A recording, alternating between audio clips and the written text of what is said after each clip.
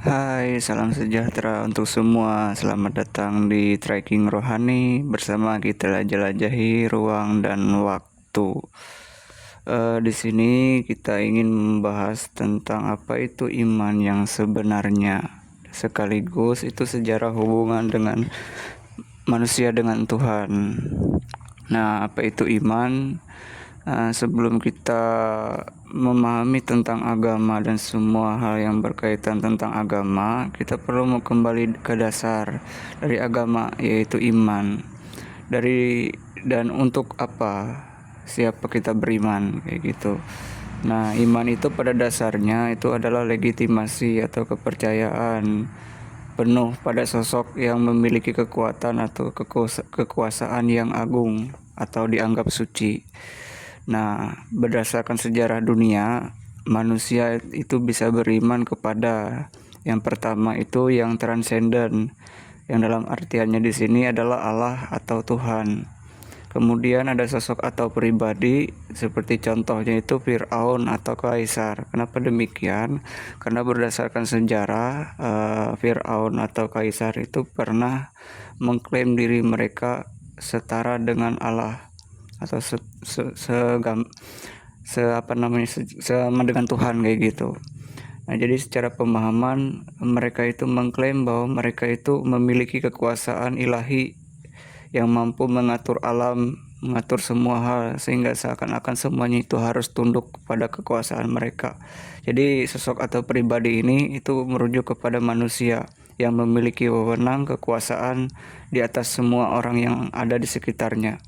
Kemudian ada lagi benda, misalnya kepercayaan kepada batu, matahari, pohon, atau hewan. Nah, dalam hal ini adalah kepercayaan yang bersifat animisme dan dinamisme, di mana kepercayaan manusia itu tertuju kepada subjek yang dianggap memiliki dan memberikan kekuatan atau semacam kekuasaan sehingga dapat mampu memberikan semacam kesuburan dan sebagainya. Kalau menurut sejarah dunia, bagaimana awal mula manusia diciptakan. Nah, dalam video kali ini kita akan membahas dan men-tracking kembali iman itu sebenarnya adalah apa. Sebelum kita memahami tentang iman, kita perlu memahami tentang diri kita dulu, yaitu siapakah manusia atau siapa sih diri kita ini. Nah, yang pertama kita perlu memahami ada konsep atau sejarah yang mengatakan atau sumber sejarah, sumber teologis yang juga mengatakan bahwa manusia itu terbentuk dari tanah atau berasal dari bumi. Dan pada dasarnya, baik bukan hanya manusia, semua ciptaan yang ada di seluruh bumi ini, baik itu hewan ataupun tumbuhan, benda mati, semuanya itu berasal dari bumi. Nah, jadi tidak sangat masuk akal apabila memang manusia itu berasal dari bumi, kayak gitu. Kenapa demikian? Karena manusia yang mampu mengatur baik hewan, binatang maupun tumbuhan. Nah, seperti yang kita tahu, dalam diri kita sendiri itu ada senyawa kimia, karena tanah itu mengandung senyawa kimia seperti dalam penelitian di bidang hal yang bersifat biologis. Jadi manusia itu mempunyai sifat-sifat seperti layaknya adanya tanah kayak gitu, seperti adanya batuan. Kenapa saya sebut batuan? Karena salah satu contoh adanya kayak misalnya kalsium atau misalnya senyawa kimia yang berkaitan tentang air, senyawa-senyawa yang berhubungan dengan udara, atom, bakteri, dan sel itu sebenarnya berasal dari tanah, dari sumber alam semesta ini ada, sumber kehidupan ini ada. Jadi dari benda yang paling kecil itu membentuk tubuh manusia, bahkan juga hewan dan tumbuhan juga demikian, seperti itu. Jadi jika kita memahami tentang diri kita sendiri, itu memang benar bahwa manusia diciptakan oleh yang transenden. Ini saya jelaskan berdasarkan yang berhubungan dengan konsep yang pertama, yaitu bagaimana yang transenden atau yang saya sebut di sini sebagai Allah atau yang disebut sebagai El dalam kepercayaan manusia pada awalnya. Nah, itu sebenarnya manusia itu diciptakan memiliki gabungan antara fisika dan kimia, senyawa fisika dan kimia, yang ada sel, ada bakteri dalam tubuh manusia. Dan juga selain dari kebutuhan fisik atau tubuh yang bersifat fisik itu, manusia juga memiliki pribadi yang ada dalam dirinya, yaitu emosional dan spiritual, apa pokoknya hal yang rohani kayak gitu. Susah disebutkan, seperti spiritual maksudnya kayak gitu. Nah itu sebenarnya dalam diri manusia itu memang sudah ada. Nah itu yang bagian dari diri yang transenden, memberikan kepada manusia untuk mengatur kehidupan yang lain di bumi ini, seperti misalnya tumbuhan, hewan-hewan dan sebagainya. Itu sebenarnya dibuat untuk kita manusia menikmati semuanya, itu mengatur semua yang ada. Dan itu pada awalnya manusia itu diciptakan di suatu tempat di bumi. Di bumi ini sendiri manusia itu berasal, dan juga satu paket dengan sorga itu sendiri. Sebenarnya itu awal mula dari apa yang ada di dunia ini. Nah, jadi manusia itu sebenarnya adalah gambaran ilahi yang secara teologis disebut sebagai imago Dei dalam kepercayaan. Nah, udah saya sendiri di sini menjelaskan menurut apa yang tertulis dalam teologi, baik itu secara agama Abrahamaik kayak gitu, atau kepercayaan dari 3 agama Abrahamaik, tradisi Yahudi dan juga Kristen, dan mungkin ada beberapa kepercayaan lain yang berhubungan dengan itu. Jadi secara pribadi saya punya pandangan bahwa manusia itu diciptakan segambar dengan Allah. Kenapa? Karena tadi seperti yang disebutkan bahwa manusia itu pada awalnya itu menyatakan bahwa mereka itu punya hubungan erat dengan Tuhan kayak gitu. Punya hubungan erat dengan Tuhan, artinya erat relasinya dengan Allah itu sendiri, seperti ayah dan anak kayak gitu. Jadi jauh sebelum adanya kepercayaan yang penuh dengan Allah, itu adalah kepercayaan secara langsung dengan yang transenden kayak gitu. Jadi sebelum adanya iman yang bersifat personal, ya seperti yang sekarang ini dalam agama kepercayaan masing-masing pribadi manusia, itu Allah atau Tuhan yang transenden itu pernah menjalin hubungan dengan manusia dalam hal penciptaan alam semesta atau jagat raya ini.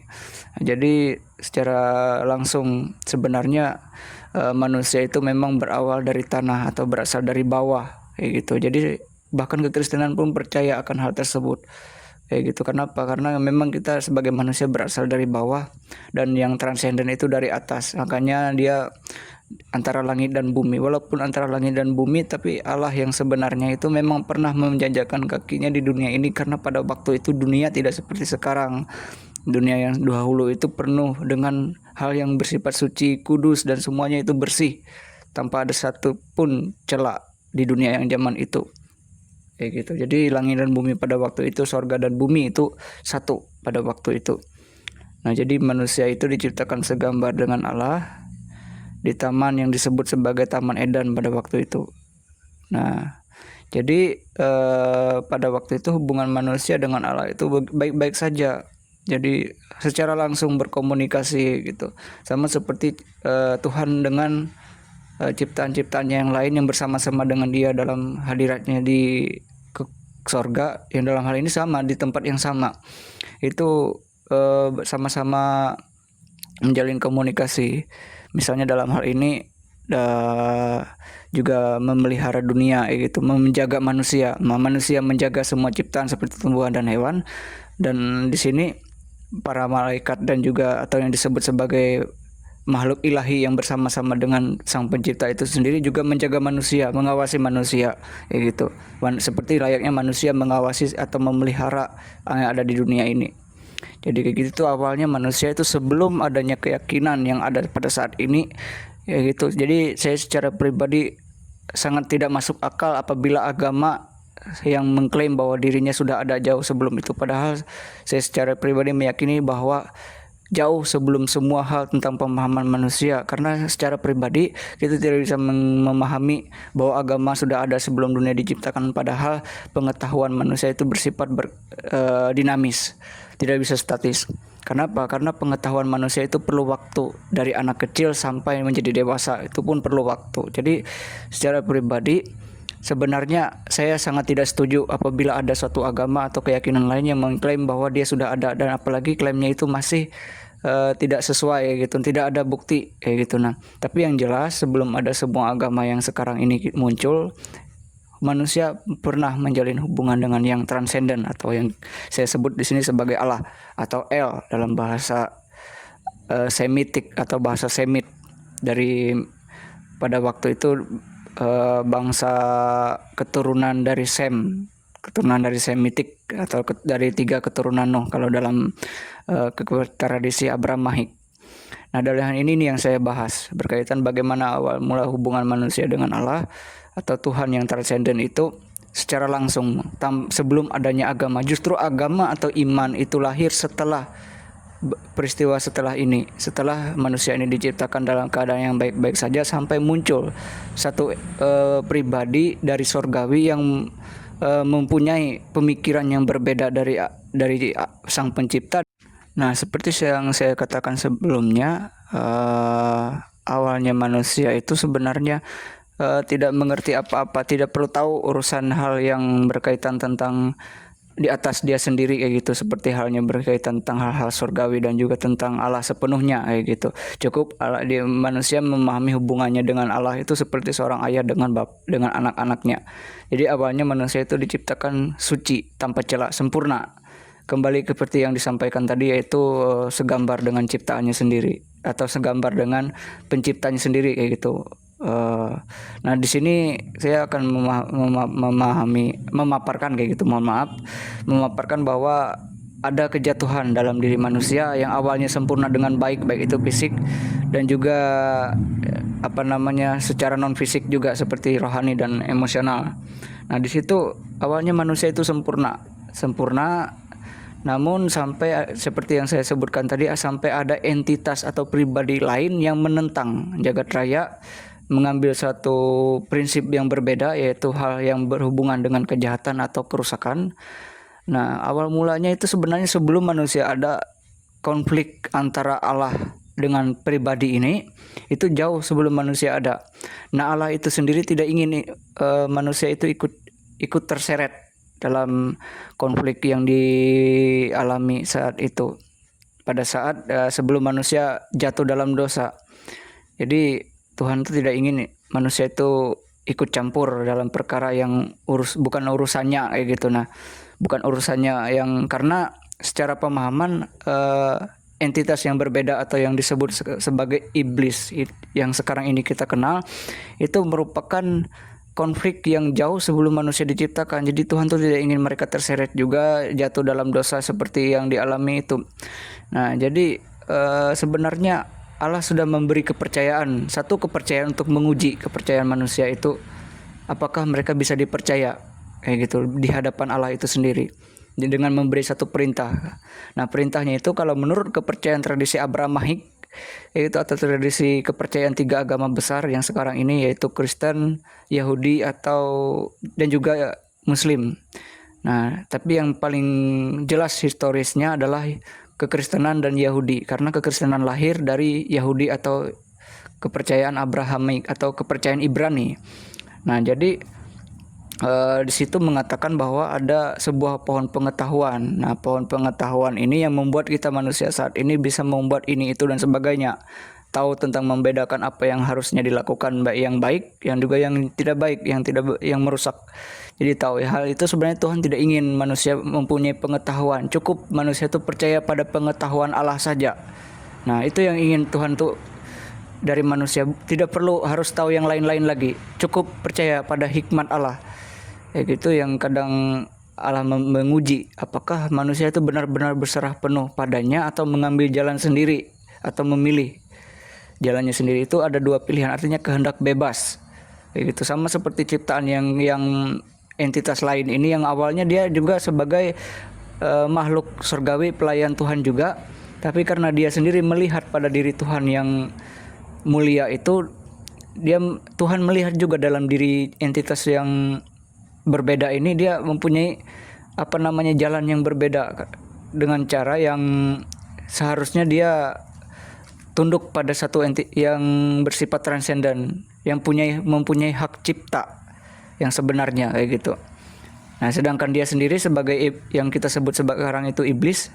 Nah, iblis itu sendiri itu awal mulanya dia menggoda manusia di atas sebuah pohon pengetahuan. Nah, di situ sebenarnya adalah satu hal yang tantangan bagi manusia. Apakah manusia bisa menolak atau tetap masih berdialog kayak gitu dengan iblis yang kita sebut sekarang ini atau entitas berbeda. Nah, artinya manusia itu sebenarnya tidak perlu tahu urusan yang begitu banyak kayak gitu. Artinya cukup hanya percaya kepada Allah saja atau percaya kepadanya saja kayak gitu. Karena jauh sebelum itu Allah tuh punya konflik, punya punya masalah kosmik kayak gitu dengan pemberontak surgawi yang dulu menentang sorga atau menentang langit dalam artiannya ini, karena langit dan bumi pada waktu itu satu kayak gitu, satu tempat. Cuma di dalam kisah dalam tradisi Abramaik memahami bahwa itu tidak dituliskan secara langsung atau secara secara dialog, tapi secara kiasan dituliskan. Ya, ketika pertama kali Tuhan menciptakan langit dan bumi, pada waktu itu bumi itu gelap gulita. Nah, di dalam gelap gulita itu Allah atau Tuhan yang transenden ini memisahkan antara yang terang dan yang gelap. Nah, yang beda transenden ini lebih memilih gelap, lebih memilih kegelapan daripada dia ikut kepada terang itu sendiri.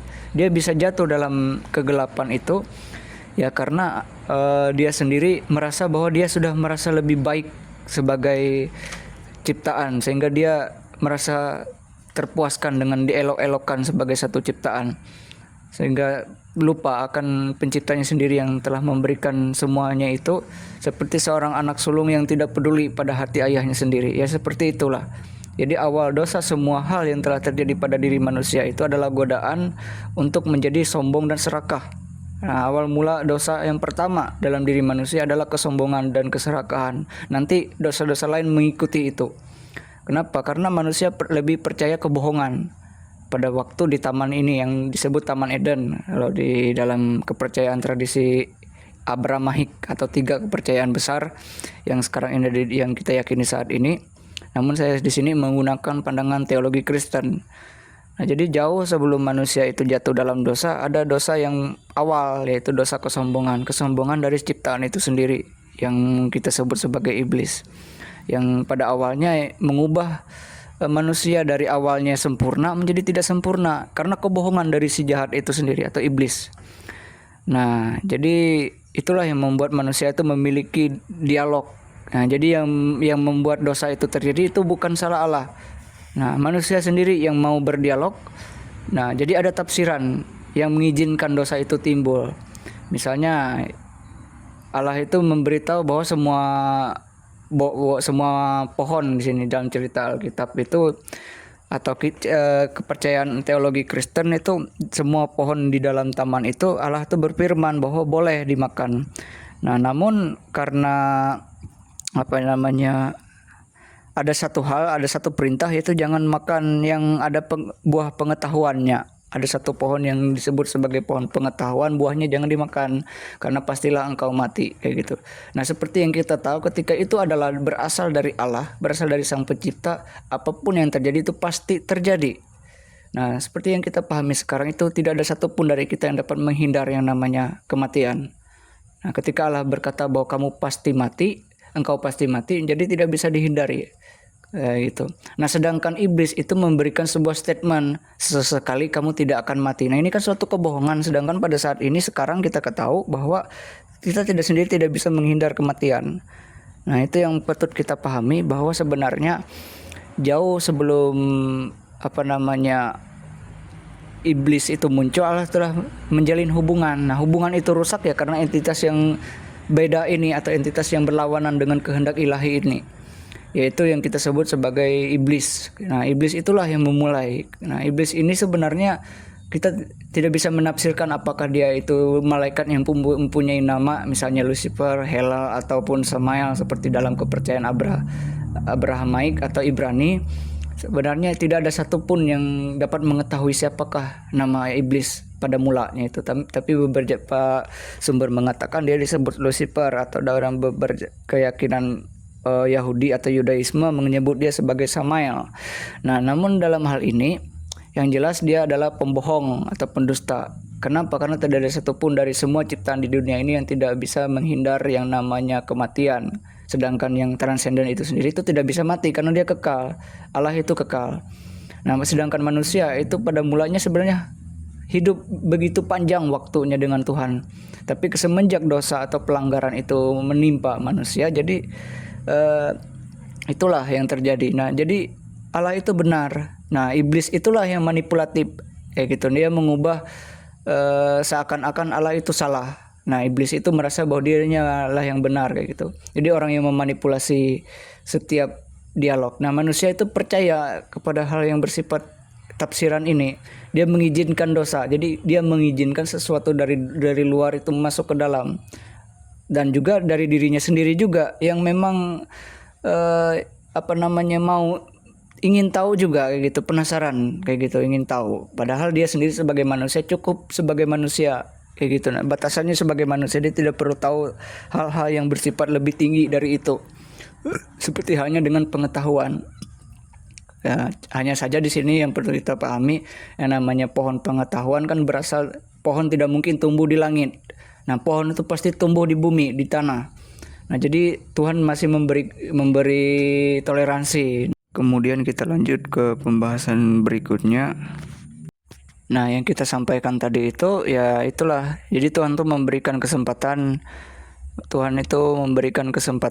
bagi manusia untuk mengalami kasih-Nya. Nah, jadi apapun yang terjadi, walaupun manusia telah melanggar, pada awalnya manusia itu tidak perlu tahu apa-apa. Artinya tidak bersalah sebenarnya, tidak perlu ikut terseret dalam urusan masalah antara yang gelap dan yang terang ini. Cukup Allah saja yang menangani itu. Nah, manusia cukup mengatur dunia, cukup mengelola alam dan sebagainya. Itu adalah tanggung jawab manusia. Pada awalnya mandat itu yang paling penting, mengelola pohon, misalnya memetik pohon dari buahnya, mengumpulkannya kayak gitu. Nah, memberi nama hewan dan sebagainya. Nama-nama hewan yang sekarang kita sebut itu pun dari pemberian kita sendiri sebenarnya menyebut kayak gitu. Misalnya ada kucing, sapi dan sebagainya. Nah, itu sebenarnya punya sejarah paling awal dari semua yang ada. Jadi sebelum adanya agama, manusia itu sudah memahami kepercayaan kayak gitu. Jadi jangan ada klaim yang aneh-aneh lagi kayak gitu, bahwa agamaku yang paling benar. Tidak. Nah, aku yakin dan percaya sebagai seorang yang percaya kepada yang transenden atau Tuhan. Menurut teologi Kristen juga percaya bahwa sebelum kekristenan itu lahir, sebelum Yudaisme itu lahir, memang kepercayaan kepada satu-satunya Allah yang tunggal itulah yang lahir lebih dulu. Bahkan Islam pun belum tentu ada sebelum itu. Ada. Kenapa? Karena agama itu muncul ketika pengetahuan manusia itu berkembang. Seperti anak kecil, dari dia bisa berbicara dengan orang tuanya, sampai dia bisa menulis dan sebagainya itu. Seperti itulah perkembangan agama sebenarnya. Tetapi kalau kita bicara tentang pengenalan akan Tuhan itu, bahkan ketika pertama kali manusia diciptakan, dia sudah tahu berbicara dengan Allah seperti apa dan menjalin hubungan dengan Dia. Nah, kita lanjut lagi seperti yang dikatakan sebelum ini, yaitu mengapa manusia bisa jatuh dan apa yang menjadi konsekuensi, dan juga bagaimana yang transenden itu juga turut ikut dalam hal ini, menangani masalah yang terjadi antara manusia dengan dirinya, kerusakan sebuah relasi kayak gitu. Nah, di sini untuk pertama kali kabar baik atau yang kita sebut sebagai Injil dalam kepercayaan teologi Kristen sebenarnya itu sudah jauh sebelum manusia dilahirkan ke dunia. Itu sebelum manusia seperti kita yang sekarang ini dilahirkan ke dunia. Jadi kabar keselamatan itu sudah ada. Jadi ketika manusia tadi yang sudah jatuh karena digoda oleh entitas yang berbeda tadi, atau yang melawan kehendak yang ilahi tadi, itu Tuhan juga memberikan konsekuensi dan juga memberikan solusi kayak gitu. Dua hal dalam satu pesan yang sama. Nah, yaitu disebut Injil. Jadi kalau kita memahami Injil yang sejati itu adalah dua paket yang sama. Nah, paket yang pertama itu adalah kebenaran, yang kedua itu adalah keselamatan, dan yang ketiga itu adalah peringatan. Kenapa? Supaya jangan lagi ada kesinambungan dosa kayak gitu, perbuatan yang jahat kayak gitu. Nah, itu disebut sebagai proto-evangelium atau Injil pertama. Dan di sini yang memberitakan Injil pertama itu ya Allah sendiri atau Tuhan itu sendiri, atau El dalam sejarah kepercayaan bangsa Semitik pada waktu itu, atau kaum Abramaik atau tradisi Abramaik menyebut Allah itu sebagai El. Nah, El ini sendiri memberikan kabar baik kayak gitu. Nah, sebagai belas kasihan kayak gitu. Ada janji Ada janji ilahi sepanjang kehidupan manusia. Nah, manusia itu tidak tahu apa-apa, tidak perlu ikut campur sebenarnya. Tapi karena terseret godaan tadi, nah terpengaruh oleh godaan tadi, nah manusia mengizinkan dosa itu terjadi. Nah, sehingga apa isi dari proto-evangelium itu? Nah, isi dalam proto-evangelium itu manusia masih diberi kesempatan kayak gitu. Nah, diberi kesempatan untuk percaya lagi kepadanya kayak gitu. Nah, percaya lagi kepadanya dan juga adanya pengampunan. Nah, pengampunan ini dalam istilah hukum itu amnesti. Jadi seakan-akan dosa seseorang itu dihapus dan tidak ada, seolah-olah tidak ada sesuatu yang terjadi kayak gitu. Jadi tidak perlu lagi diingat-ingat atau tidak perlu lagi dianggap seolah-olah ini pernah terjadi. Nah, jadi gitu. Itu tujuannya, karena manusia masih diberi kesempatan. Karena awal mulanya manusia tidak tahu apa-apa dan sebenarnya tidak perlu terseret dalam perkara ini, dan masih dapat diberi kesempatan untuk menjalin hubungan dengan dia kayak gitu. Nah, sehingga karena Tuhan mengetahui manusia itu karena terbuat dari tanah jadi lemah kayak gitu. Karena ada firman-Nya yang tadi mengatakan bahwa ketika kita melanggar kita pasti mati, kata firman Tuhan, dan itu benar. Seperti yang kita pahami sendiri, sampai sekarang tidak ada satupun dari kita yang manusia saat ini mampu mencegah kematian. Nah, tapi dalam kepercayaan teologi Kristen ada satu pribadi yang berhasil menyelamatkan atau membebaskan dirinya dari kematian itu sendiri. Artinya kematian tidak berkuasa atas dia. Nah, itu sebelum kita sampai ke teologi kekristenan, kita perlu lagi memahami dulu tentang awal semua kepercayaan kayak gitu. Nah, sebelum kita tersesat lebih jauh, kadang kita tersesat karena dalam pikiran kita sendiri, dalam pandangan kita sendiri. Tapi sebelum itu kita pahami dari awal. Nah, apa sih keberkeselamatan yang pertama ini? Nah, di situ sebenarnya Allah itu memberikan amnesti atau kesempatan kedua, sekaligus surat peringatan bagi iblis tadi, yang tadi berniat untuk menyesatkan manusia dengan berkata bahwa kematian itu sesekali tidak mati karena memakan pengetahuan tadi. Nah, jadi manusia kan karena tahu kan bisa ciptakan ini itu dan sebagainya, tapi tidak semua yang diciptakannya itu memberikan hikmat kayak gitu, memberikan makna dalam hidup dia kayak gitu. Nah, jadi ada semacam plot twist dalam diri manusia itu apabila menciptakan sesuatu, tapi jika itu tidak ada kejutan dalam diri sendiri, itu seakan-akan tidak punya makna. Nah, sedangkan yang diciptakan Allah itu punya makna, punya sesuatu yang memberikan pengajaran. Nah, jadi iblis itu sendiri juga diberikan surat peringatan bahwa dengan manusia ini sendiri kamu akan bermusuhan kayak gitu, seperti dalam yang tertulis dalam Alkitab dan juga kitab orang Yudaisme atau Yahudi, karena kekristenan berakar dari Yudaisme atau Yahudi, tidak bisa dipisahkan itu. Nah, walaupun secara penganut kepercayaan itu berbeda, ibarat tetangga, ibarat beda rumah satu wilayah. Nah, beda rumah satu wilayah, atau bisa saja disebut kayak gitu secara cakupannya itu satu desa tapi beda rumah. Nah, kayak gitu orang Yahudi dengan kekristenan. Nah, tapi tetap berjalin hubungan kayak gitu. Nah, kekristenan pun juga banyak aliran, itu satu rumah beda kamar kayak gitu. Itu yang bedanya yang kekristenan ini kenapa banyak aliran. Tapi kami satu kepercayaan bahwa kepercayaannya itu ada keselamatan dari Allah itu sendiri. Nah, jadi iblis ini tadi itu kan sudah menggoda manusia, jadi harus diberikan hukuman. Nah, jadi ada permusuhan antara iblis dengan manusia sampai kiamat atau sampai kesudahan zaman, termasuk dengan Allah itu sendiri, karena Allah sendiri yang punya permusuhan sebelum manusia diciptakan ini.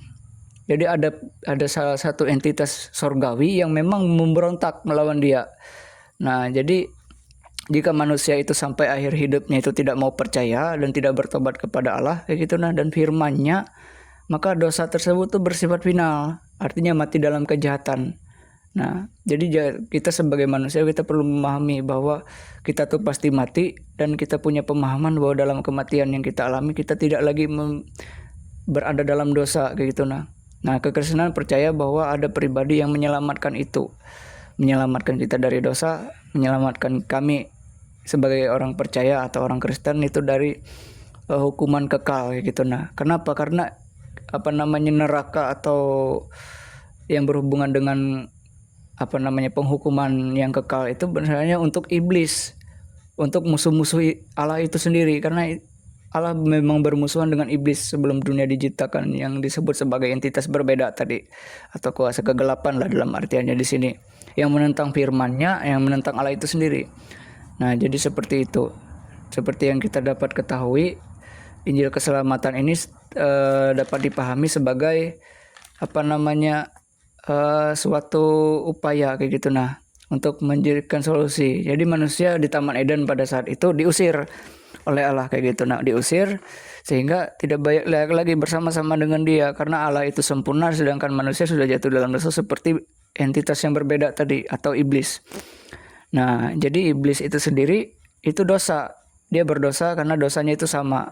Nah, dosa itu sama, yang dia perbuat juga sama, yaitu awal mula dosa yang diperbuat oleh iblis itu adalah kesombongan. Nah, karena dosa itu berasal dari iblis, maka salah satu musuh terbesar dari Allah itu sendiri sepanjang abad, sepanjang dunia ini masih ada, yaitu iblis. Nah, tanpa kita sadari, misalnya dalam keadaan kita mungkin marah, sedih, ataupun dalam keadaan-keadaan yang berbeda, secara tidak langsung itu sudah menggambarkan bahwa iblis sudah ada dalam dirinya. Dia telah memberikan izin dosa itu masuk ke dalam dirinya. Itu semacam awalnya dosa itu seperti di depan pintu. Nah, dia menghasratkan, tapi manusia itu harus takluk, harus menaklukkan dosa kayak gitu. Nah, cuma ya karena yang namanya dosa selalu berulang-ulang. Itulah karena dosa awal yang adalah kesombongan dan keserakahan, artinya mengambil jalan sendiri, sehingga pasti dosa-dosa setelah itu mengikuti kayak gitu. Itulah kenapa untuk mencegah atau memulihkan diri dari dosa dengan cara sendiri itu adalah hal yang kurang lebih adalah menyebabkan kita tidak bisa berhenti dalam hal jatuh dalam dosa dan hidup dalam dosa kayak gitu. Nah, apa yang menyebabkan dosa itu diizinkan? Itu menyebabkan kepercayaan itu dalam sebuah pilihan legitimasi. Yang pertama, percaya kepada Allah dan firman-Nya, yang artinya bahwa Allah itu benar tadi, seperti yang kita bahas sebelumnya, bahwa kita itu tidak bisa lepas atau tidak bisa menghindari istilah yang disebut sebagai kematian tadi. Dan iblis itulah yang pendusta. Kenapa? Karena kalau memang yang dikatakan iblis itu berbohong, ya mesti kita tidak akan mati. Tapi pada kenyataannya Allah itu benar, sehingga kita tidak bisa menghindari kematian. Nah, jadi bagaimana yang kita sebutkan sekarang ini, di dalam kisah ini memang iblislah yang menyebabkan semua ini terjadi. Dia tuh manipulasi kayak gitu, nah, mengubah kebenaran itu sebagai sesuatu yang salah dan sesuatu yang salah itu sebagai sesuatu yang benar. Nah, bagi iblis itu, atau katanya, ya, bagi iblis itu Allah yang salah. Nah, Allah itu yang salah kata iblis. Ya, saya yang benar kata iblis. Kalian tuh percaya saya katanya. Jadi ada dua kepercayaan, percaya kepada Allah atau percaya kepada iblis dan firman, percaya kepada Allah dan firman-Nya, atau percaya kepada iblis dengan perkataannya tadi. Nah, karena yang membedakan iblis dengan Allah, Allah itu punya firman. Nah, apa firman itu nanti kita bahas setelah ini. Hanya saja kita perlu memahami awal manipulasi ini menjadi dua kepercayaan, keyakinan bahwa Allah itu benar atau iblis itu yang salah kayak gitu. Nah, kayak gitu. Jadi itulah yang menyebabkan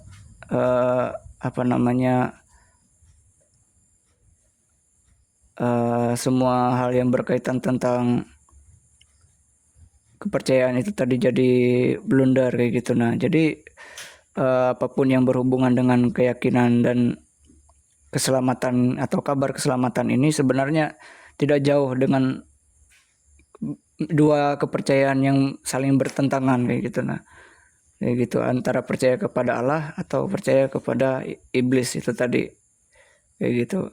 Nah, jadi perlu kita pahami bahwa iblis itu bisa juga membuat kebenaran seakan-akan itu kebohongan, dan kebenaran itu seakan-akan adalah sesuatu hal yang jahat kayak gitu. Nah, itu dari Allah dan itu tidak kayak gitu, tidak cocok dengan kita karena kita sudah jatuh dalam dosa kata iblis kayak gitu.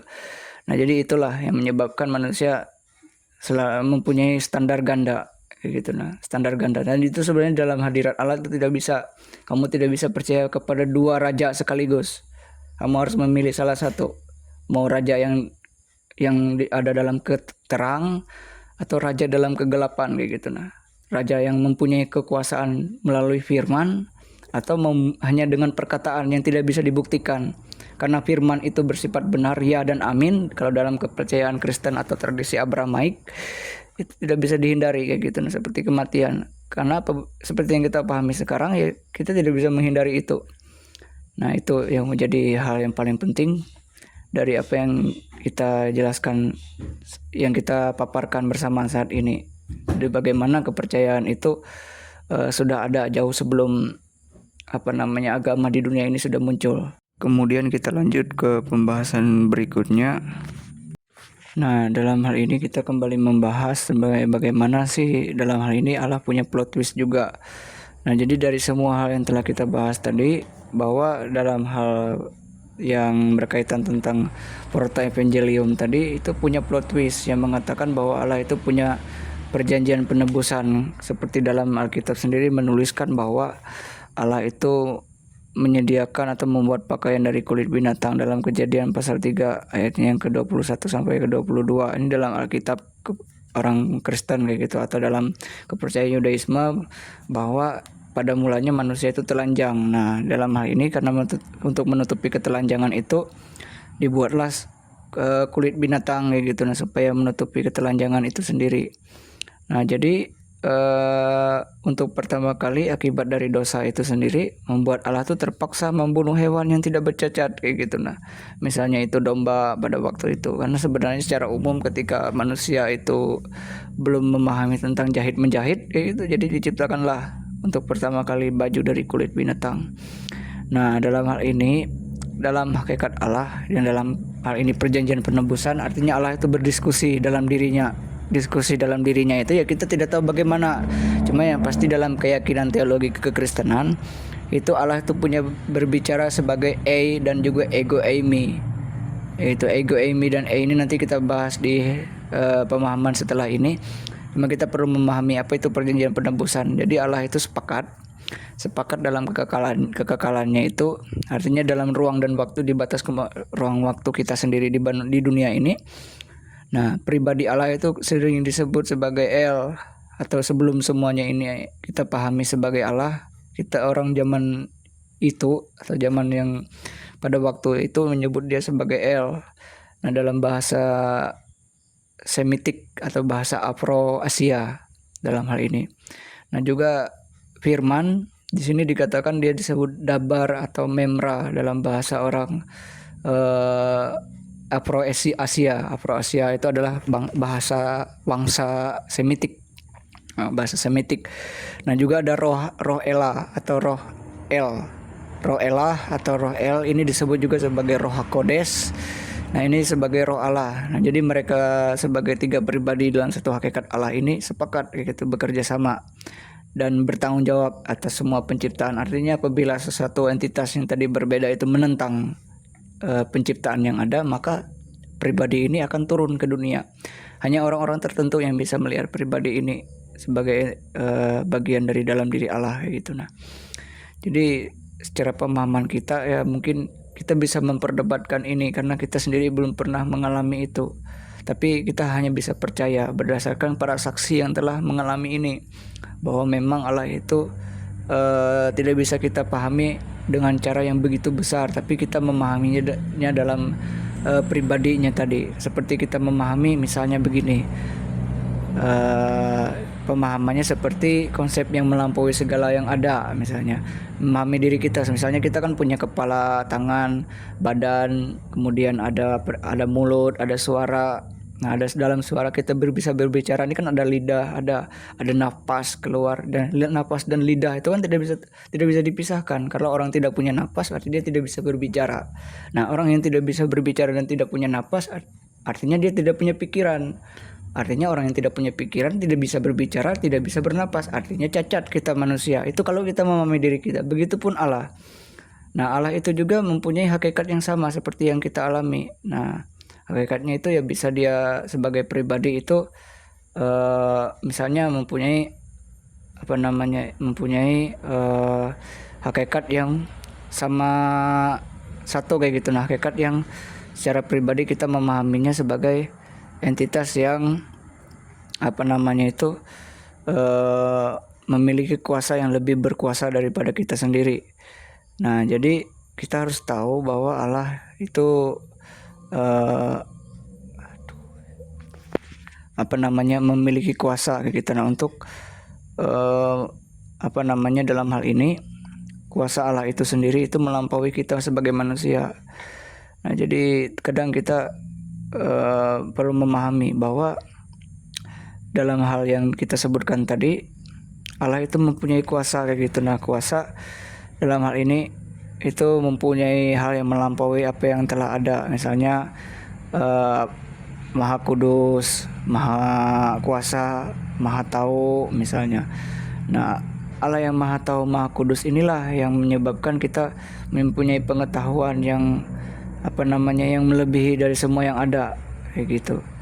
Jadi kita tidak bisa memaksa bahwa diri kita kita lebih tahu kayak gitu, kita lebih berkuasa kayak gitu, tidak. Tapi karena Allah sendiri yang punya wewenang untuk hal tersebut. Jadi artinya bahwa pemilik hak cipta yang sebenarnya itu adalah Allah, pemilik hak cipta untuk penciptaan yang lebih sempurna timbang kita sendiri, karena yang punya firman itu adalah Allah. Nah, kita sendiri apakah kita bisa berfirman seperti Allah untuk menundukkan satu binatang saja? Kan belum tentu.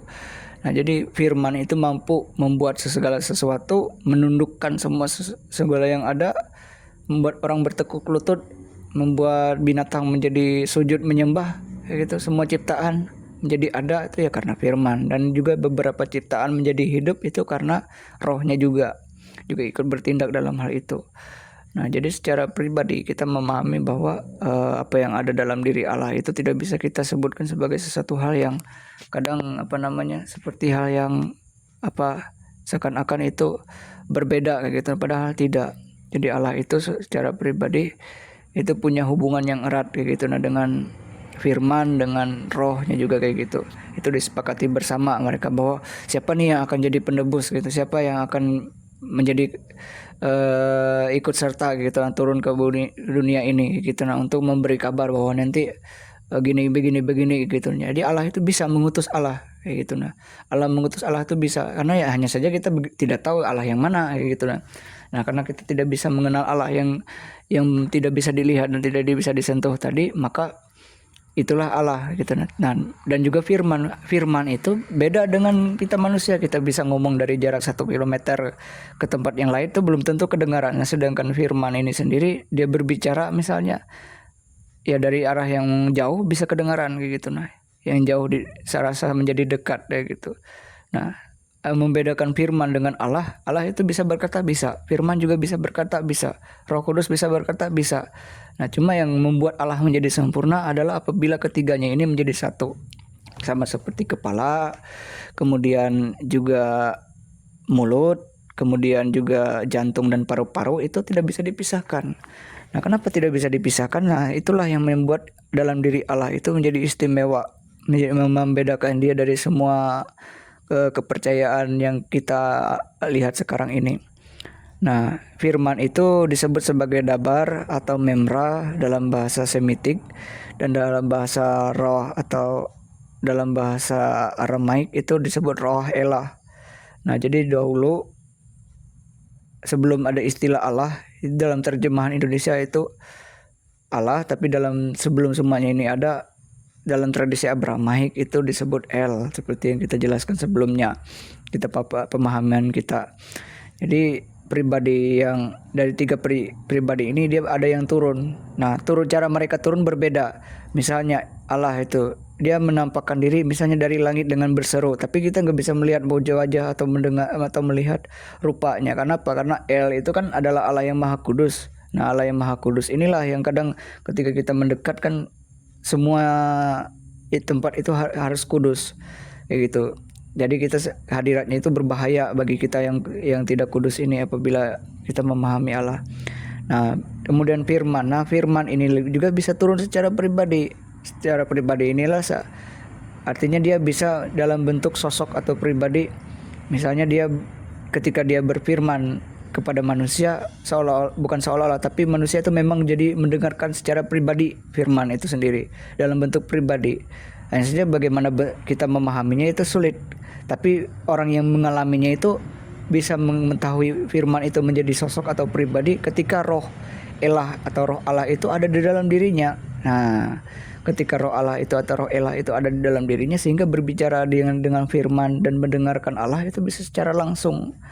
Nah, kayak gitu. Artinya Allah sendiri sepakat dalam perjanjian penebusan ini bahwa nanti dia intervensi dalam semua hal ini, bahwa dia tidak tinggal diam karena ada sesuatu hal yang terjadi gitu. Nah, apabila itu sesuatu terjadi melawan kehendaknya, seperti yang sebelum-sebelumnya ini, misalnya iblis, kemudian roh-roh jahat itu kan menentang kehendak Allah. Nah, itu dia akan turun ke dunia ini.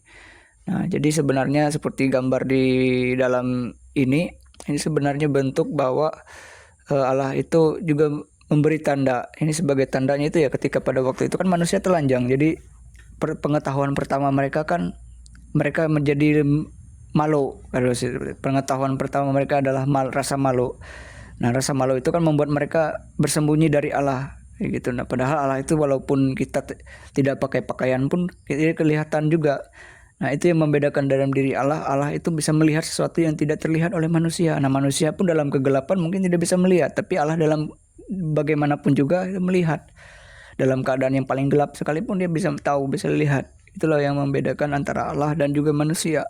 Nah, manusia sendiri ketika ingin melihat sesuatu dia perlu cahaya, perlu senter dan sebagainya. Sedangkan Allah itu tidak perlu menyenteri tempat apapun gitu. Nah, dia sendiri adalah terang itu sendiri, kayak gitu. Jadi tidak perlu harus menyenter segala, kayak gitu. Kadang manusia memahami Allah itu jangan terlalu sempit, harus dipertambah dan diperluas pemahamannya kita, kayak gitu. Dan juga untuk memahami ini juga perlu anugerah yang seperti yang disebutkan tadi, yaitu roh elah atau roh Allah, roh El, kayak gitu. Roh El itu yang bisa membuat kita memahami bahwa seakan-akan dabar atau membra atau firman ini datang secara pribadi. Nah, yang bisa memahami itu ya mereka yang ada di dalam roh elah itu roh elah gitu. Nah, jadi itulah diskusi kealahan itu sendiri, di mana dia akan turun ke dunia atau turun hadir menampakkan diri sebagai sosok atau pribadi dalam dunia ini. Nah, itu yang membuat kita perlu memahami kata dan ego eimi ini dari setiap penulisan dalam firman atau dalam apapun itu, dalam Alkitab atau dalam bahasa tradisi Abrahamaik. Atau ego eimi ini awal huruf kata kalimat pertamanya adalah aku.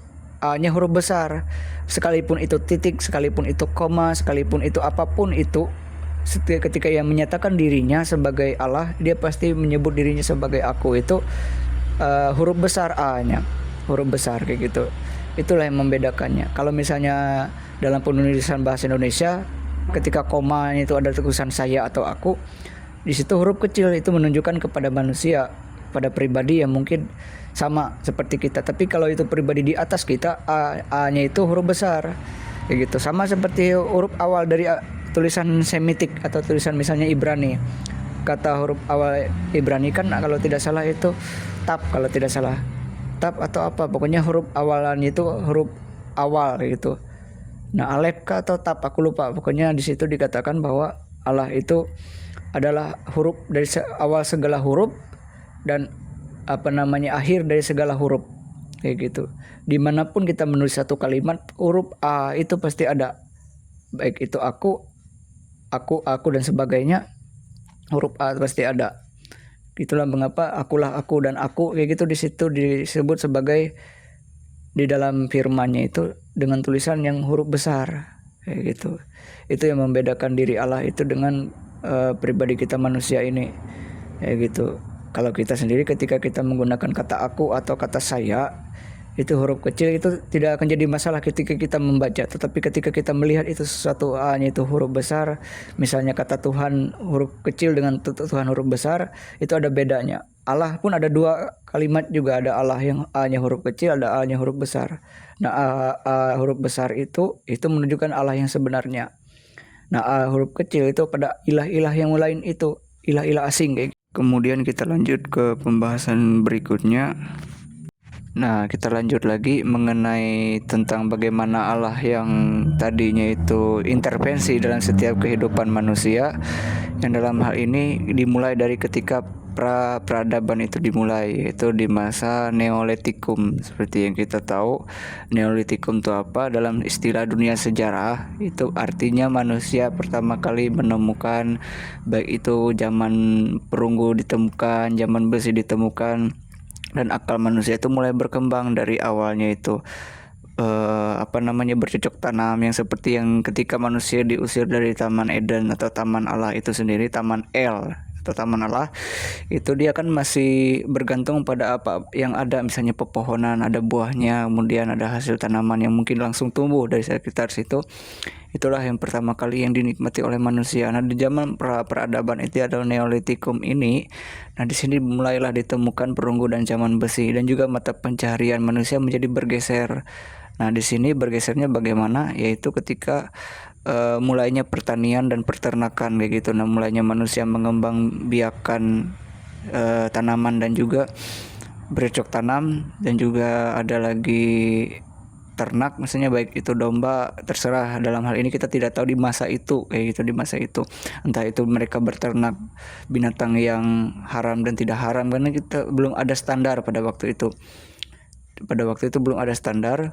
Nah, jadi kita harus memahami bahwa karena standar tentang agama itu masih belum kayak gitu, belum sempurna, hanya percaya kepada Tuhan atau Allah atau El tadi.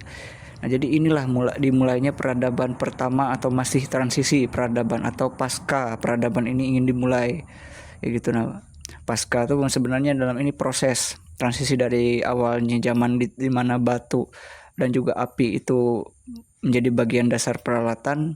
Itu kan awal sebelumnya, sebelum peradaban ini.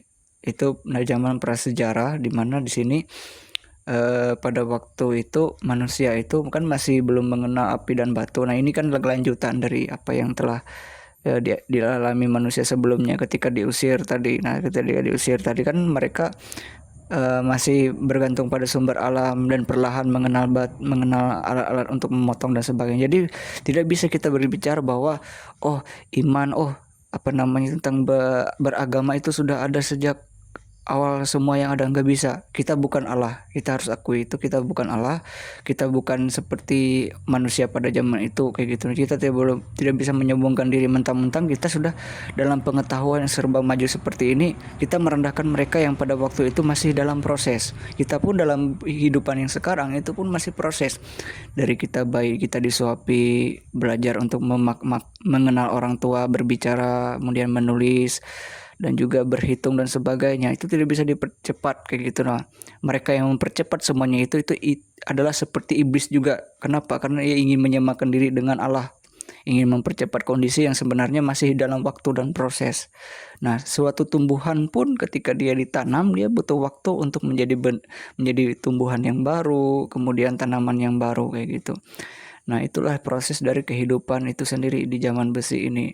Nah, di zaman besi ini juga itu mulailah berkembang membangun dari bahan kayu, kemudian bahan-bahan yang mulai ditemukan itu secara pengetahuan itu berkembang lah bagaimana berkomunikasi dan bahasa pada waktu itu pun kita tidak tahu bagaimana manusia berbicara pada waktu itu, bahasa mereka seperti apa kayak gitu. Nah, karena memang pada waktu itu bahasa manusia itu satu, tapi kita tidak tahu bagaimana bahasa yang satu ini nanti menjadi punah, nanti kita bahas setelah ini.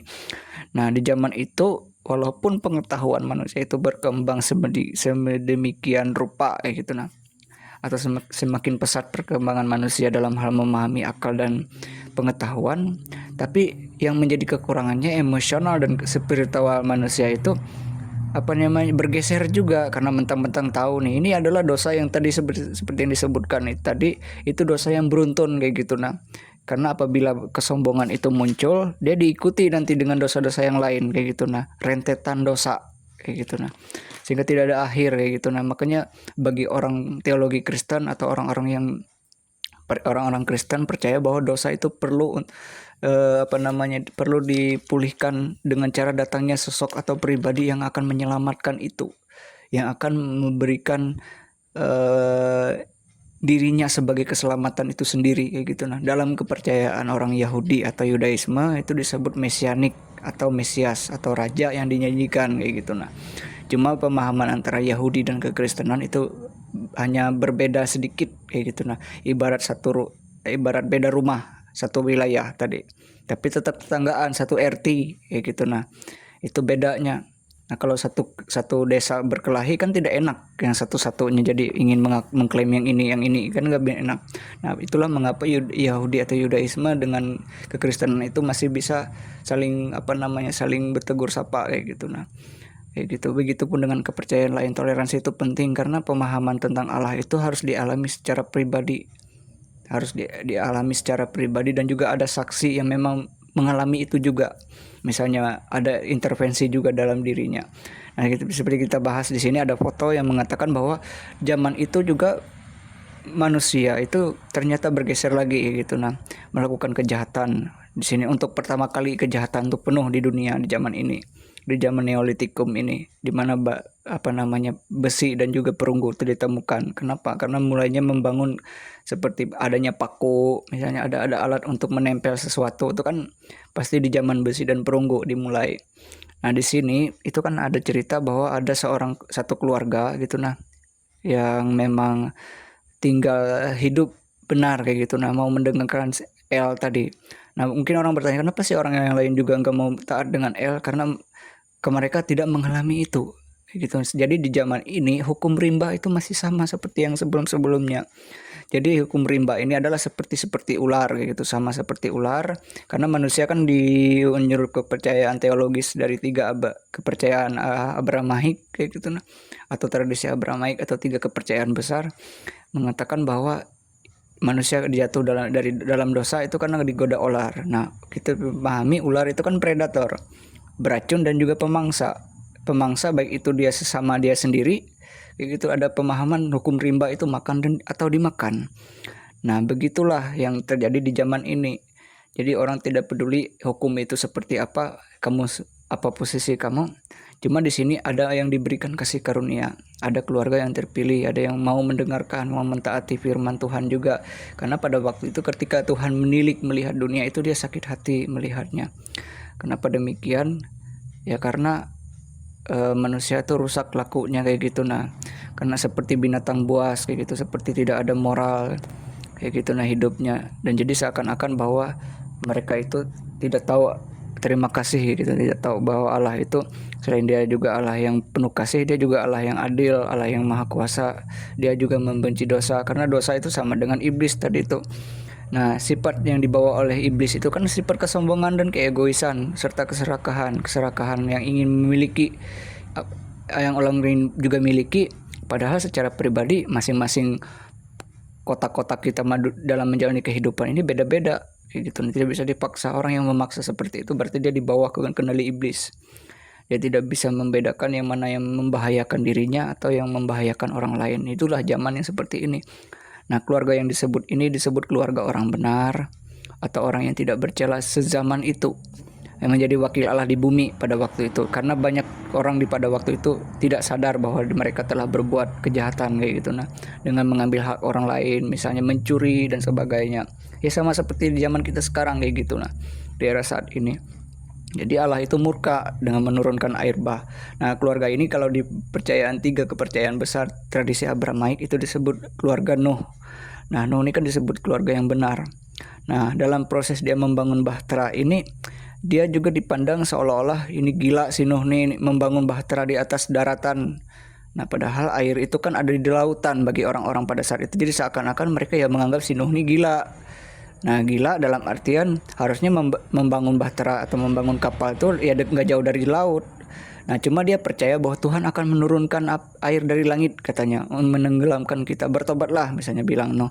Tapi pada waktu itu manusia yang mencemooh, tidak mau mendengarkan. Jadi sepanjang zaman ada saksi-saksi yang memang setia kepada Allah, gitunya. Misalnya tertulis dalam Alkitab dalam hal ini Nuh. Nah, Nuh ini nanti mempunyai 3 anak tapi kita nanti bahas di sesi setelah ini.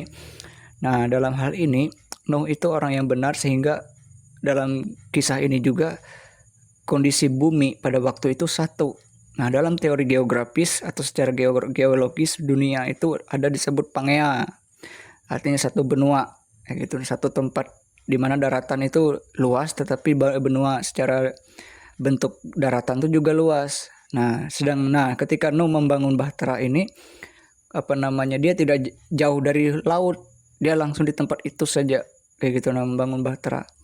Nggak jauh-jauh dari pohon-pohon untuk menebang untuk membangun bahtera gitu. Sambil dia berkhotbah kepada orang-orang bahwa sebentar lagi Tuhan akan membinasakan kalian kalau tidak bertobat gitu. Nah, ayo gitu, nah bersama-sama membangun bahtera ini supaya kita selamat, misalnya kayak gitu beritanya.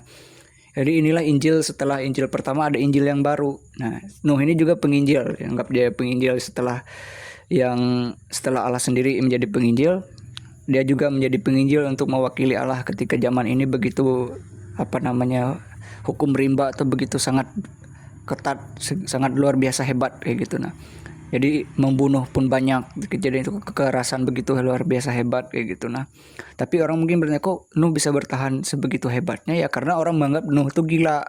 Kenapa dipandang gila? Ya karena kan juga kalau kita pikir manusia zaman sekarang nih, kalau ada sesuatu yang kelihatan beda padahal itu normal.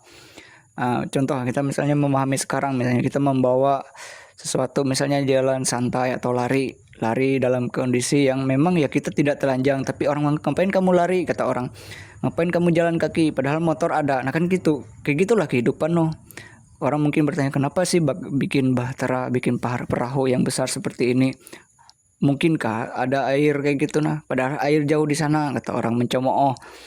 Nah cuma beberapa hari setelah itu ya terjadilah, entah itu air turun dari langit atau muncul dari bawah bumi, sehingga yang terjadi adalah bumi itu yang awalnya satu benua tadi atau satu daratan yang luas menjadi banyak kayak gitu. Nah menjadi berkembang kayak gitu setiap beberapa ratus tahun, walaupun secara perhitungan Alkitab dalam teologis Kristen, dalam hal ini di dalam Alkitab itu perlu waktu yang begitu panjang bagi orang untuk memahami bahwa pembentukan permukaan bumi itu pernah satu benua, seperti yang dikatakan tadi bahwa bumi dan sorga itu pernah menjadi satu. Nah ketika manusia diusir, keadaan sorga itu menjadi jauh dari hadirat manusia, dan manusia itu sendiri ketika di zaman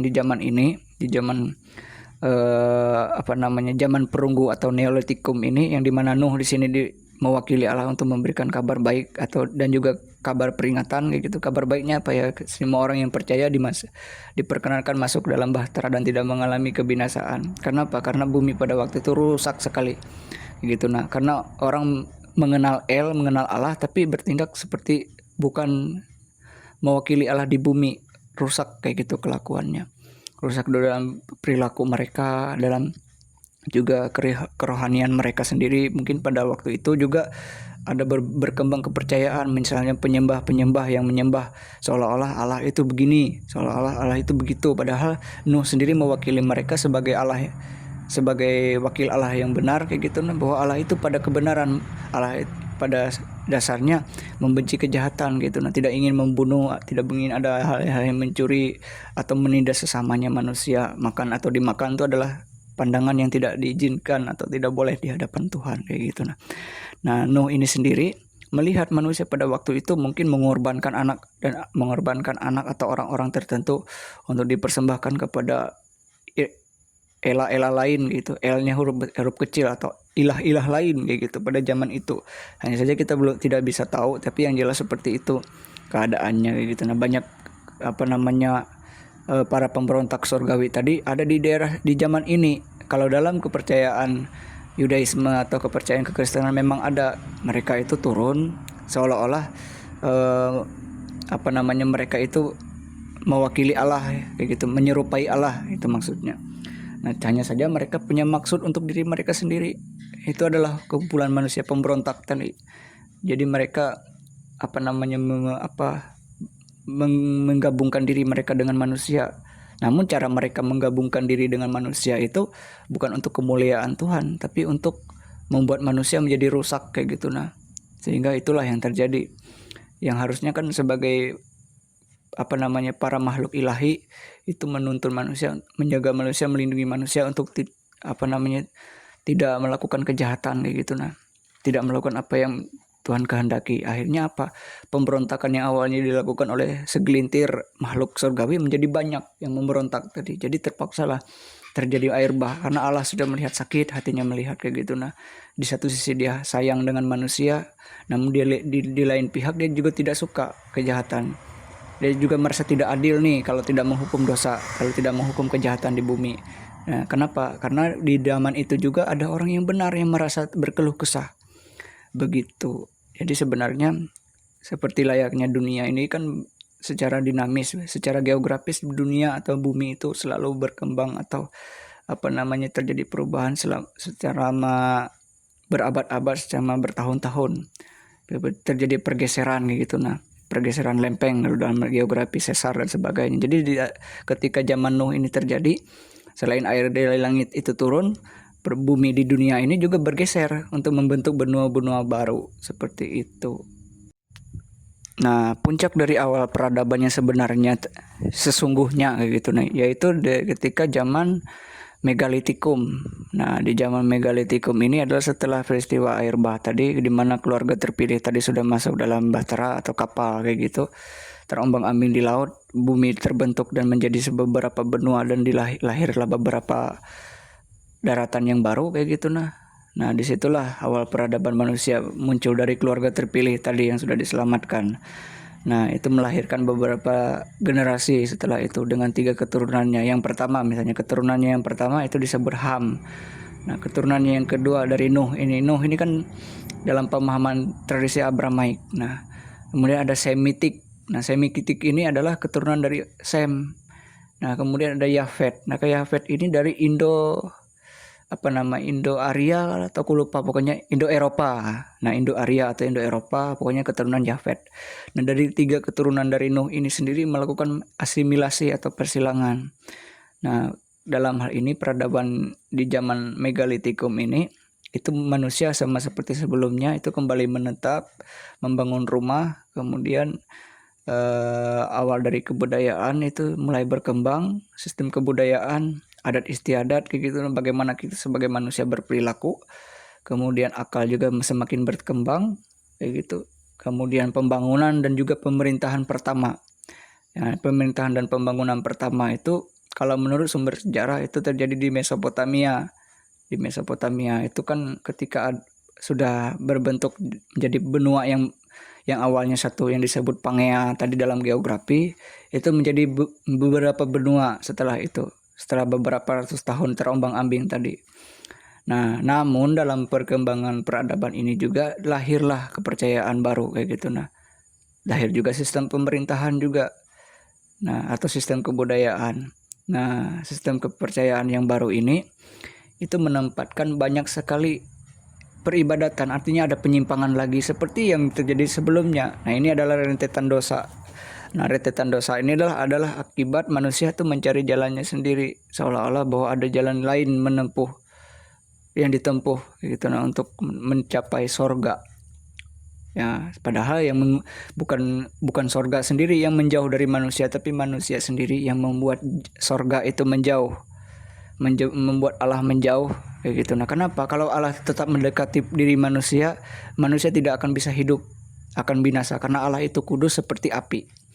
Nah, akan sangat berbahaya mendekat dalam hadirat Allah sedangkan manusia belum mencapai kekudusan yang kembali kayak gitu. Nah, dalam di sini kan seperti yang dikatakan tadi, di zaman Megalitikum ini terjadi di Mesopotamia, di mana di situ ada manusia Akkadia dan Sumeria, yang di mana di dalam kekaisaran Akkadia dan Sumeria itu sendiri itu berkembang beberapa kepercayaan, yaitu kepercayaan kepada dewa-dewa lain kayak gitu. Nah, di samping El, nah El itu kan Allah yang kita bahas sebelumnya.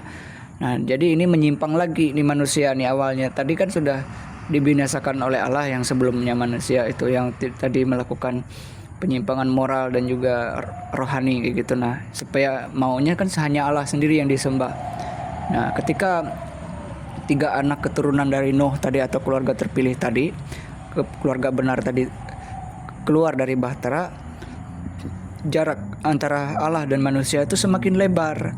Lebar itu artinya apa? Karena beberapa keyakinan itu lahir dari kebudayaan yang pertama kali muncul dan sistem pemerintahan yang pertama kali muncul, serta sistem pembangunan yang mulai pesat di zaman ini. Nah, di zaman ini sendiri mengadopsi berbagai Allah gitu, berbagai ilah, berbagai dewa-dewa kayak gitu. Nah, di samping si El tadi. Nah, ini sama seperti pemberontakan manusia di awal penciptaan manusia itu sendiri tadi, ketika manusia ditempatkan di Taman Eden, dipilih mau memilih percaya kepada firman atau perintah tadi, atau percaya kepada perkataan iblis tadi.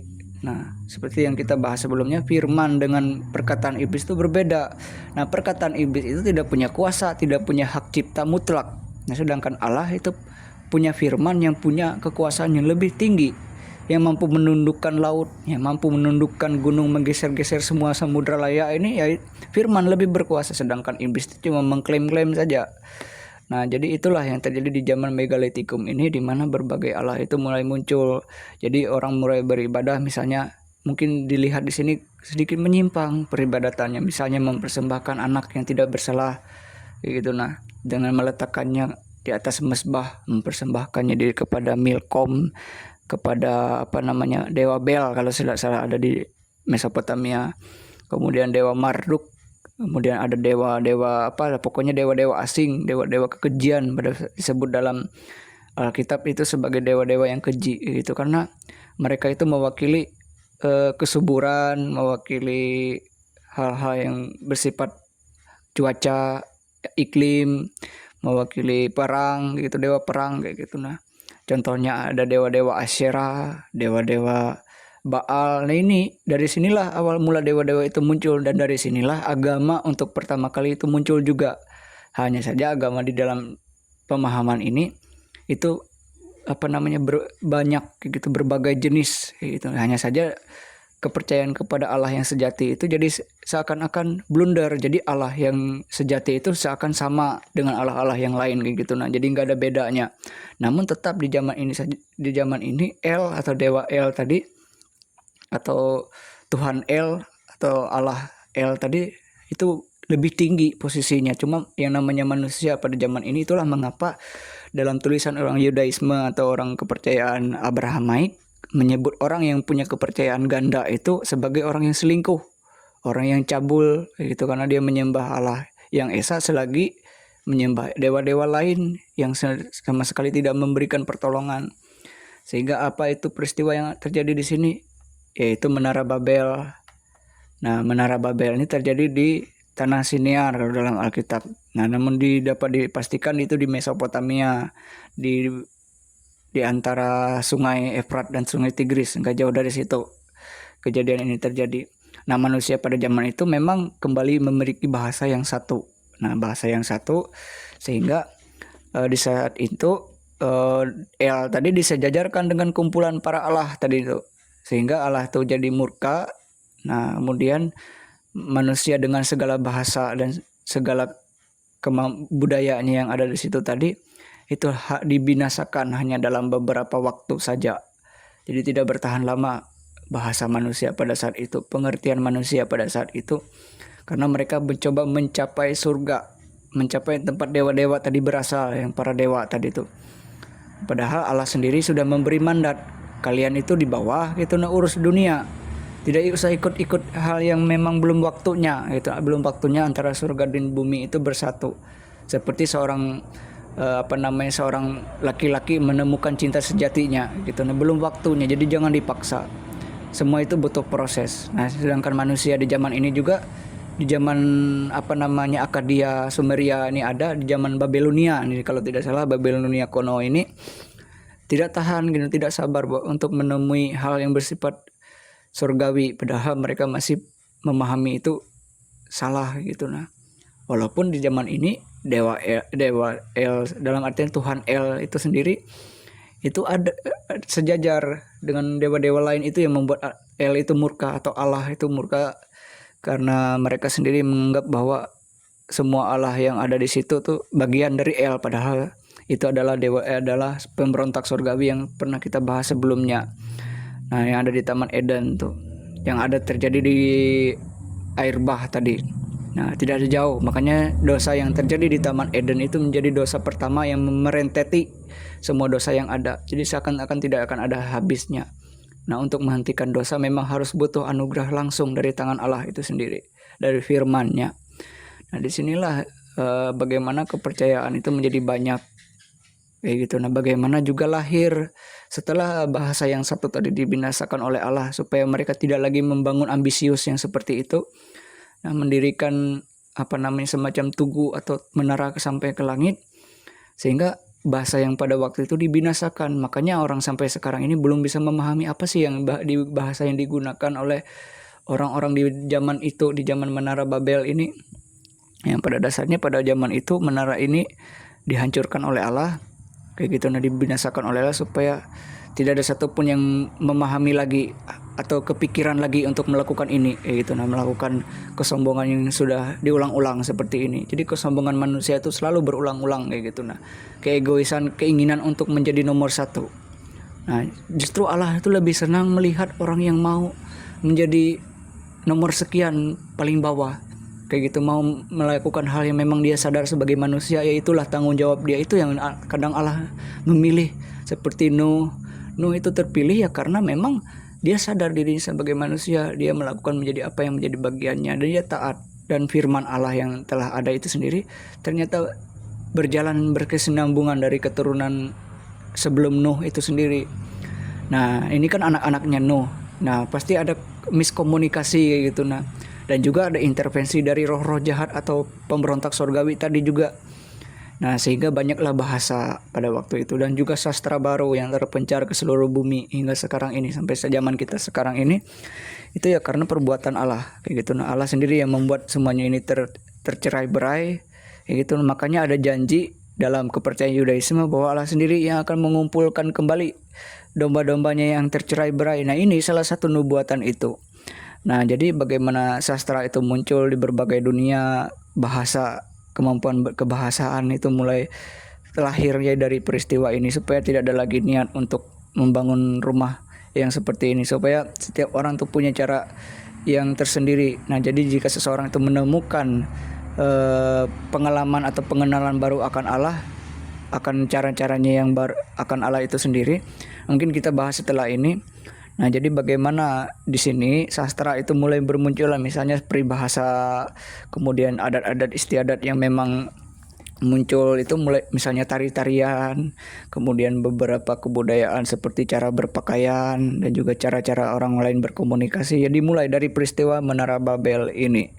Nah walaupun demikian ketika Menara Babel ini dihancur dan diluluh lantakan oleh manusia itu sendiri, namun diintervensi oleh Allah, tetap saja mereka ada yang masih menyimpan beberapa dewa-dewa tadi, para el tadi, el yang asing maksudnya dalam hal ini. Nah el yang sejati itu mempunyai firman, mempunyai memra kayak gitu, nah, punya roh elahnya, nah yang mampu berkuasa gitu. Nah yang justru Allah yang sejatilah yang menghentikan ini semua. Nah jika seandainya manusia satu bahasa, satu keinginan untuk melakukan membangun Menara Babel sehingga tidak mau terpencar ke seluruh dunia, mungkin dia akan terulang kembali peristiwa kejahatan manusia yang pernah terjadi di zaman Bahtera tadi, sehingga manusia punya keinginan untuk lagi makan atau dimakan. Hukum rimba itu terjadi lagi. Itulah mengapa walaupun manusia mempunyai pengetahuan, mempunyai akal, tapi jika dia tidak mempunyai kebijaksanaan dan hikmat yang benar dari Allah itu sendiri, dia sama seperti binatang yang buas kayak gitu. Nah sama seperti tidak berakal, tidak berbudi kayak gitu. Nah tidak mengerti bahwa itu bisa menjerumuskan dirinya. Nah mungkin ini yang dapat kita bahas di part ini sendiri. Nanti ada part selanjutnya yang kita akan membahas bagaimana sih manusia itu terpilih kayak gitu. Ada manusia kembali yang terpilih atau keluarga yang terpilih, yang dalam hal ini nanti akan melanjutkan apa yang ada dalam peristiwa ini. Di samping peristiwa ini juga bersamaan kayak gitu. Nah peristiwa ini kan Menara Babel ini terjadi bersamaan dengan keluarga yang terpilih selanjutnya untuk menyambung kembali tentang pengenalan Allah dan juga rancangan keselamatannya, dan juga perjanjiannya tadi tentang bagaimana sih dia akan memulihkan antara hubungan antara sorga dan bumi, antara langit dan bumi itu sendiri. Nah dengan dipilihnya keluarga perjanjian yang akan kita bahas di video kita selanjutnya.